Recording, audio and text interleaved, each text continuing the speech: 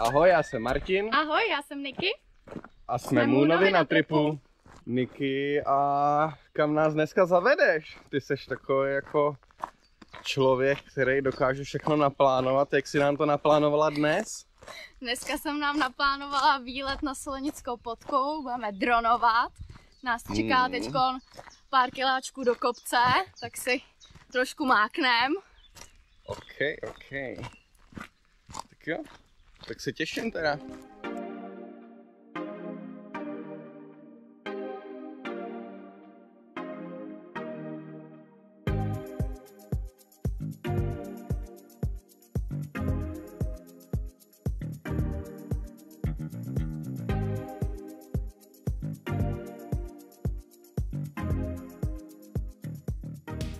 Tak jsme skoro tady, to je jenom pár schodů. Já jsem tady jenom kvůli fotkám a kvůli dronu. Tak uvidíme, jestli budeme nějakým způsobem překvapený třeba. Uvidíme. Přijde, že to je taky podobný jako Velká Amerika třeba. Že... No na těch fotkách to tak vypadalo, ale vypadalo to jako hezčejc. Ne, tak ono to je jako, že to je jako ta podkova. Kam teď? Ale zkusil bych to tady doprava. Ale že to je dost jako podobný, no. Jo, vypadá, no, ty vole. Jo, já mám tady jako schody, no. Uvidíme. Je taková zajímavá. Co na to říkáš? Není tady nic vidět. Aha. A je. Koukej, podívej se.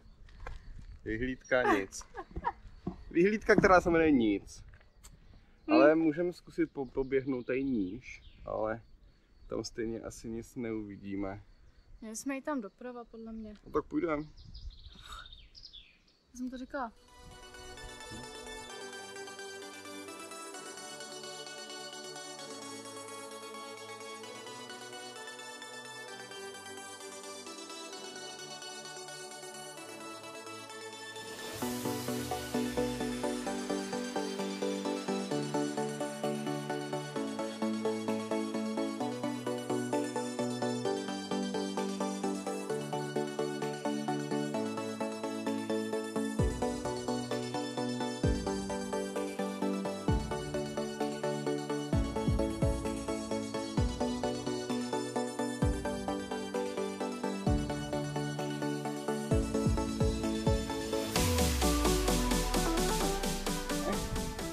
Niky už si tady rozbalila sváčů, už to nedává. Přišel hlad, přišel? Hlad mě dohnal, no. Tako. Jsem taky člověk, musím jíst. Tak dobrou chuť. Okay. Nechci. Jde ochutnat sledujícím. Tak co nám říkáš na schody? Byl větší zahul, než jsem si myslela. To nevadí. Ale chodí tu důchodci, ujdu to i já. Dobře. Tak jo, teď jdeme pomalu z vyhlídky. Bylo to tam moc pěkný. Co dál? No, teďko nás čeká přes 3/4 hoďky do Blatný. Dáme pozdní oběd.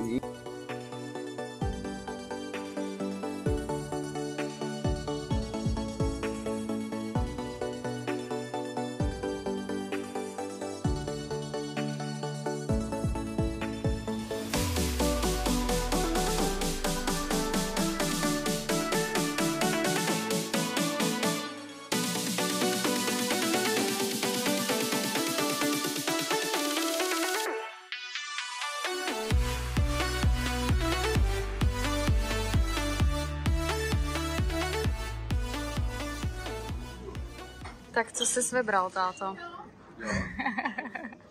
Budu obě dva pivo.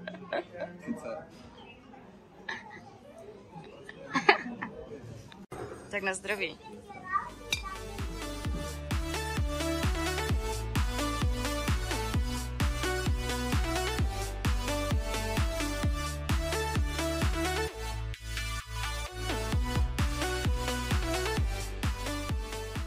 Jdeme si koupit lísteček.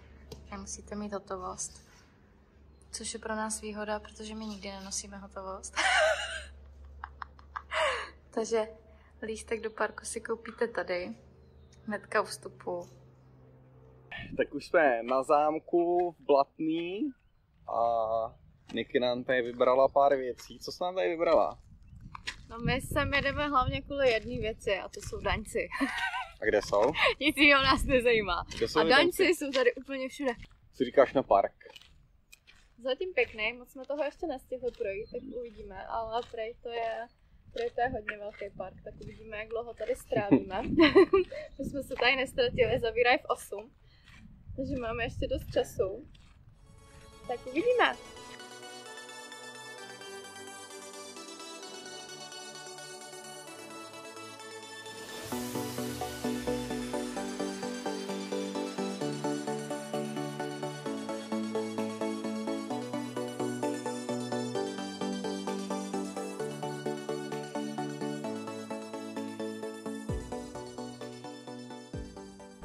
Tak jo, tak my už jsme doma z naší cesty, máme za sebou nějakých asi 370 kilometrů. Jsme vyřízený. Jdeme na pivo. Co bys řekl k cestě? Cesta asi dobrá, ne? Asi jo, až na ty blbečky, ale tak to je klasika, že?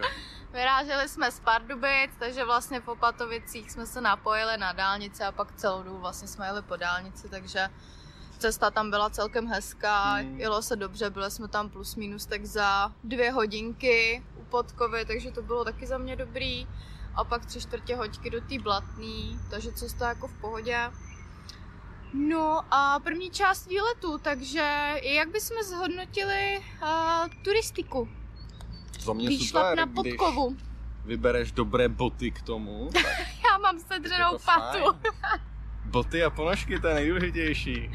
Takže největší chyba jak kdybych byla začátečník, no.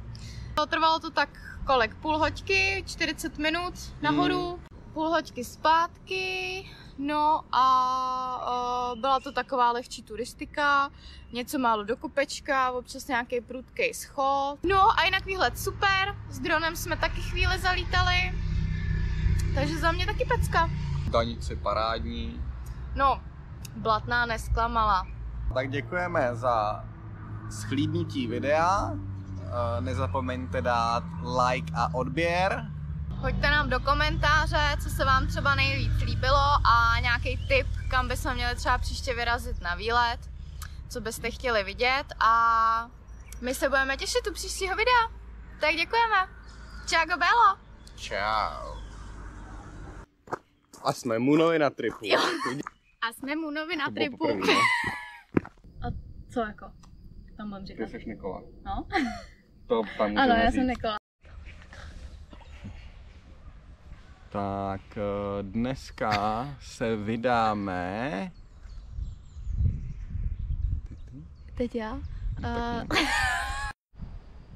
Do prdele, padá to. Shit.